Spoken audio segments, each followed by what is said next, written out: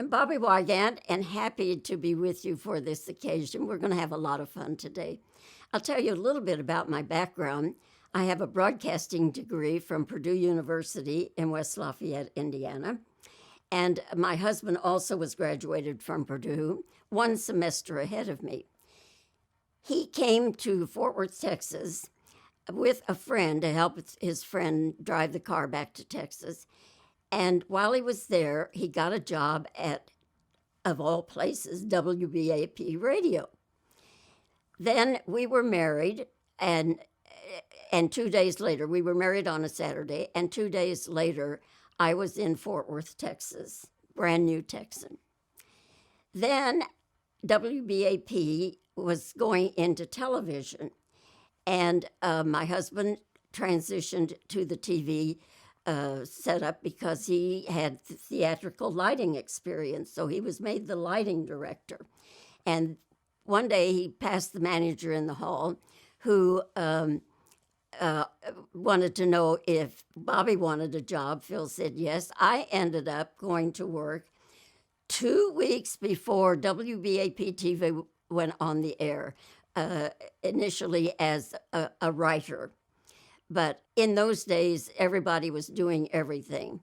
And I found myself on the air doing TV programs, kind of assisting Frank Mills and others who were hosting game shows, whatever, to fill the time. And I like to say I was Vanna White before there was a Vanna White. In 1960, they started a daytime program called Dateline, and I became the hostess of that program. And we did a little bit of everything. As I always said, if it isn't illegal or immoral, we'll do it. I was the producer of the show. Any writing that had to be done, whatever had to be done concerning that show, I was doing it. But it was wonderful. I thoroughly enjoyed it. The film companies started sending out stars to promote movies because they found that TV was really effective in selling movies. So that's how I started building up this backlog of interviewing stars. My favorite celebrity interview was Bob Hope, but then I interviewed Bob so many times. He used to say, "Bobbie, you have enough stuff on me to do a 52-week series." But the first time I interviewed Bob, of course, I was very, very excited. I was a big Bob Hope fan from the word go. We were at the SMU Coliseum, and we were sitting on the edge of the stage during one of the breaks, and he was trying to get my name straight, and he was confused because Phil was there as promotion director, and I said, "Bob, my last name is Wygant. That is my married name and my professional name." I said, "Nobody would choose Wygant for a professional name otherwise." And he said, "That's all right, honey." He said, "If I can make it with this nose, you can make it with that name." Another person I enjoyed interviewing, I never knew what was going to happen, but that was okay. He was fun to talk with, was Bruce Willis. When he did the movie Armageddon, I was there in Los Angeles to interview him. And, these are quickie little interviews, 4 or 5 minutes. I started out by saying, "You have been in every paper, magazine I pick up, you and your 3 girls." And I said, playing the father role. And he said, "I know, Bobbie, I know." He said, "It's not like the old days when you used to come up to the canyon and we used to dance naked all night." I said, "Whoa, whoa, whoa, whoa, whoa, whoa." I said, "There was some other Bobbie," and he just carried it on, So finally, the room producer was giving us "You're out of time." I said, "Okay." I said, "Bruce, here you are. You've wasted all my time, and we haven't even talked about Armageddon." So he turns to the room producer and he says, turn off the clock. I'll tell her when she leaves." And he said, "Now, what do you want to ask me about the movie?" So, okay, we do the movie. Now there's a lunch break. I go in to introduce to interview the director of the movie. And right after lunch, and we're getting ready and mic'd and everything. And just as we're starting, Bruce sneaks into the room, gets down by the director, and leans into his microphone. He says, "Do you know something?" He said, "Bobbie used to come up to the canyon, and we used to dance naked all night." One of my biggest events to cover was when the Beatles came to Dallas in 1964. Oh, so excited. But not just any press person could come. You were interviewed ahead of time, several weeks ahead of time, to get press credentials, and because space was somewhat limited. Anyway, I go the day of the press conference, and their manager comes out, and he gives us our instructions. You know, the Brits, everything is in order. So he said, when you want to ask a question, you'll raise your hand. When you're acknowledged, then please stand and give your name and your affiliation. So about halfway through, I thought I better get into this before they call it off. And I raised my hand. I was acknowledged. I stood up, and I started to say my name. And in unison, the four lads said, "Oh, we saw you on the telly today." And so that got us off to a good start. My question to them was, you guys are a phenomenon in show business, but when you made your first big money, what did you indulge yourself with? And each one of them, it was an automobile. And one was a Rolls Royce, and I don't know, Lamborghinis, and they all kind of answered at one time. But it was an automobile, each one of them. That was their first big gift to themselves. So when the press conference was over, I wanted to go up to their manager and say to him, "Thank you so much for allowing me to participate in this." And so he said, "Well, you're staying for the show." And I said, I don't have a ticket. And he said, "Well, then you'll just stay with me." So Brian Epstein and I stood at the foot of the stage all during that Beatle concert. And it was one of the big thrills of my life. I would have to say the most challenging thing in my whole career was November the 22nd, 1963. That was my 37th birthday. And I had a program that day, but they told me, they said, "Bobbie, the motorcade is supposed to get to the Dallas Trade Mart maybe during your program. If it happens during your time, between 12:30 and 1, we will cut immediately to the Trade Mart for President Kennedy." So I barely got into the program. I was interviewing Ray McKinley, the band leader, who was from Fort Worth originally and was in town that night to play at the Fort Worth Casino. And so I noticed my stage manager, Ed Milner, was doing all kinds of pressing the ear set in, and I thought, "What's the matter with Ed?" And then all of a sudden he put his hands up like that, which is no standard signal for on-air people to know what. But at the same time, on the monitor, it said news bulletin. So I knew to stop talking. And the news bulletin was from Bob Welch, who was on the scene photographing the parade, that there was an incident during the parade and the motorcade sped off. And he said, "Sounds resembling shots were heard, and we'll have more for you as soon as we can get it." So anyway, that set off every little bit. They were breaking into my program, and they would say to me, "Bobbie, we're coming back to you, pick up where you left off."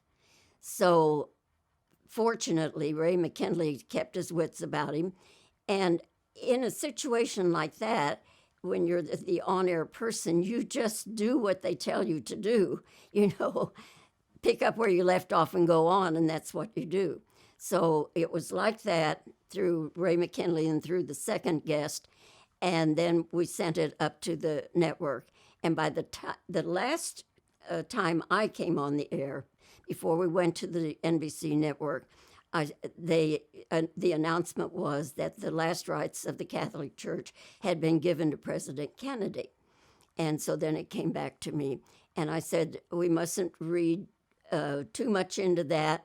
Anytime there is any kind of an unknown circumstance, it's proper for Catholics. I'm Catholic. It's proper to receive the last rites of the Roman Catholic Church. So we signed off, went to the network, and at 1:07, it was officially proclaimed that President John F. Kennedy was dead. Some of my favorite legends I have to mention: Bette Davis and Olivia de Havilland. I interviewed Bette Davis and Olivia de Havilland together when they came to Dallas, and that was interesting because Bette Davis came in. It was a morning interview. I took it she was not a morning person. And she was very nicely attired. And but Olivia comes in, and she was, always very fond of French couture. And I know it was a French designed outfit she had on. And she was so charming. She said, "Oh, we hear such nice things about you and that you're such a good interviewer." But the whole time she's looking at the camera set up at the other end of the room. And she says, "If you'll excuse me a moment." And so Bette Davis and I sit down. And right away, Bette Davis whips out a cigarette and says, "Is there any coffee?" And Olivia's down at the other end working over the camera operator. And so I would look down that way occasionally, and there would be, moving this and moving that, and bringing lights down and so forth. And finally, she completely reset the whole stage down there. So she comes back, she says, "Miss Davis, well, you've been talking to our hostess here." She said, "I've been working with the cameraman." And she said, "Would you like to come and give your okay to everything?" Bette Davis said, "Livy, darling," she said, "in all the years I've been doing this kind of thing, I always have the same makeup and same hair, and nothing hurts and nothing helps." And that was her answer. So we go down, we get ready to sit down, and Olivia says, "Miss Davis," she said, "you'll be on that side, and Miss Wygant, you'll be on this side." It was a little settee-like thing, and she was in the middle. So, okay, now we do the interview. I go back to the studio, and when it was on film, and when it came out of the lab, I took a look. We were all gathered around looking at it, and as soon as the 3-shot came up, I just burst into laughing. And they're saying, "Why do I?" I'll tell you later. So I told them the story, because here we were, Bette Davis on one end, me on the other, Olivia in the middle. Bette Davis and I are looking like Godzilla, but Olivia was younger than springtime beautiful. Then another time I interviewed Bette Davis, the legend, by herself, and it was a press conference ahead of me. We were set up by ourselves at the other end. So when the press conference was over, and she moved down to be with me, a lot of the press photographers followed. And so Bette Davis sits down, and she sees them, and she says, "1 minute, and then you all have to leave for the TV interview to continue." So one guy had an especially long lens. "You there with the long lens, no nostril shots." So whenever anybody looks like they're getting too close, I say, no nostril shots. Whenever you mention Channel 5 television, WBAP, to anybody who's over 40 maybe, they remember Harold Taft. He was our chief meteorologist for many years. He was the father of television meteorology. He wrote the book, and that's not just for our station or our area. It was for anybody and everybody doing television meteorology. Harold set the standards for that. He was, he was a colonel in the reserves, and so he, people would call him the Colonel or Colonel Taft. But we were, I used to tease him all the time. I said, Harold, I have more seniority here than you do. I went to work 2 weeks before you started. And so we were the best of friends. We hosted the Jerry Lewis Labor Day Telethon. I did it for 16 years. I think he may have gone on for a couple of years more than that. But when I'd be working late at night, which was often, and I'd be in my little office, and I'd be working away on a script or something, and Harold would come and stand in the doorway. And he stood in the doorway, not because he didn't want to come in, but he had to listen for his phone down the hallway in case it rang. He would, go down and answer his phone. But he used to stand in the doorway, and he'd tell me what the suits upstairs are doing. And it was always, some ridiculous thing that the management upstairs wanted him to do or wanted to change and all. And he didn't have anybody else to confide in. So we were very tight and very dear friends. I still miss him to this day. For years, people kept saying to me, you've got to write a book, you've got to write a book. Well, when you're working 18 out of 24 hours, you don't have much time to write a book. But I'm such a squirrel, I just kept things, interviews, and a lot of what I did went into Channel 5 archives, but a lot of what I did on the press trips when we would travel LA, New York, even abroad. We went to Germany and Italy and London many times. I would keep all that stuff. And thank goodness into my life came Eric Clapp, and he was still at UT Arlington. But they said to him, they assigned him as an intern to me, and they said to him, see all that mess around Bobbie's desk? It's your job to clean that up. And so he set up a little place down in the basement where all this stuff was in boxes, and started organizing it. And he is my archivist today. They're in the process of digitizing it on YouTube. If you go to YouTube, the Bobbie Wygant archive, you will see many of the interviews that we're talking about today. And it's just wonderful. And his assistant, Mitch Winberg, is just, they're together. They're just doing a fantastic job. Worth your time and a look-see. But anyway, getting back to the book, people kept saying, you should write a book, you should write a book. So I kept journals, yearly journals. Every day it was an entry, just a couple of words maybe of what I did that day. The way I kept saying, I don't know anything about the publishing business, and I knew I should, but, I was too busy.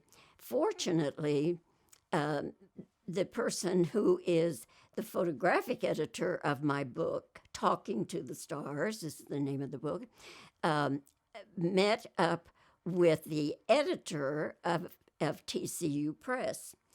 And they got to talking, and next thing I knew, Christina Petoskey, my dear friend and the photographic editor of the book, calls and says, I've got a book deal for you. They want to talk to us at TCU Press. I thought, a nice little book, ordinary book with some pictures scattered throughout. And after the first meeting, they get back to me, and suddenly we're doing a coffee table book. And we had submitted several hundred pictures, and they wanted more pictures. I said, Christina, the book is going to weigh a ton. They'll need a cart to get it out of the bookstore. But anyway, that's the story behind the book. What I'm so proud of, and I just went along for the ride and did the writing, but what I'm so proud of is that people tell me all the time it makes a wonderful gift because there's something in it for everybody. It tells the history of Channel 5. It tells my times talking with stars, many star stories, and a lot of behind the scenes talk, and it's in chapters. There's a chapter about the Beatles, a chapter about John F. Kennedy, November 22nd, 1963. You can pick up any part of it and read it and put it down. You don't have to go cover to cover, page after page. So I'm thrilled with the book. I'm very proud of it, and I hope that that many of you will be interested in taking a look at it as well. My dream interview can never be. My dream interview would be Winston Churchill. Now, that may surprise you. But remember now, I grew up during World War II. And the way we got our news pictorially was at the movie house when Fox Movietone News or something would come on. And I tried to go to the movies almost every week. And I just became a big fan of Winston Churchill. And I was just flabbergasted at everything about Winston Churchill. He did, though, I have to say that I somewhat identified him with my granddad. They had some of the same qualities. My granddad ran the post office at Lafayette, Indiana. And, he could tell you how the cow ate the cabbage if he had to. And I loved that about Winston Churchill. He didn't mince words. But anyway, as time went on, I started gathering books, and I have a library of Churchill books you wouldn't believe. But if I could have interviewed Winston Churchill, I wouldn't so much have talked about the war and all that kind of stuff. He was a beautiful painter. I went to his house in Chartwell, England, once when I was there doing work, and it was like a pilgrimage, and it was like being in some wonderful museum or cathedral or something, and touching his desk and seeing all these things and many Churchill paintings. And I was just I was misty-eyed the whole time I was going through it. It was just such a wonderful experience. So I would have talked with him about his art and about his dear wife. They were so dedicated to one another, and his home life, and it would have been that kind of an interview. I didn't get to interview Churchill, but I did meet and talk with. I didn't actually get to do an interview, but I had 2 meetings with Celia Sandys, the granddaughter of Winston Churchill, and she wrote a book about her grandfather. And I met her and talked with her in Dallas, and then I had tea with her in London one time, and she was so down to earth, and she loved her granddad like I loved my granddad Connolly. And so that's as close as I ever got to Churchill, but he will always live in my memory. I tell you, my role models were Bob Hope and George Burns. You know, they both worked. They both lived to be 100, and they both worked until the last year or two of their lives. And I mean, they were out there, you know, doing it. Um, so they were my role models. I thought I'm going to. But here's what I noted about both of them, is that they they didn't just get in a rut and insist on staying there. As times change, and particularly television, look at all the changes that television has gone through. You have to be flexible. You have to, you know, forget yesterday and move on to today and tomorrow. So I was always willing to do that, and and enjoyed doing it. Actually, I never got too married to what I was doing, and the new technology and the things you could do with it, exciting. I found that just wonderful. So I would say don't get too locked into your little comfort zone. Um, you know, go with the times, and just as I say, just keep on keeping on. That's what I've done for over 70 years. We probably used up more than our allotted time, but this has been fun for me. I hope it has been for you. Uh, you know, laughing at some of these remembrances and being sad at some of the other things that come into a reporter's life. But I've loved being with you, and I hope you've enjoyed it as much as I have.